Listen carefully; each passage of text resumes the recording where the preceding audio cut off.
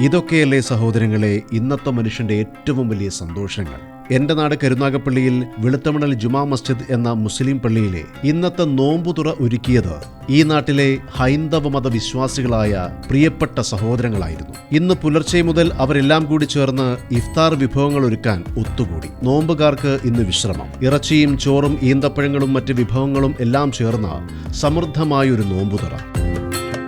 നോമ്പുതുറയും നമസ്കാരവും കഴിഞ്ഞ് അവർക്ക് നമസ്കരിക്കുന്നിടത്തേക്ക് ഹൃദയപൂർവ്വം സ്വാഗതം.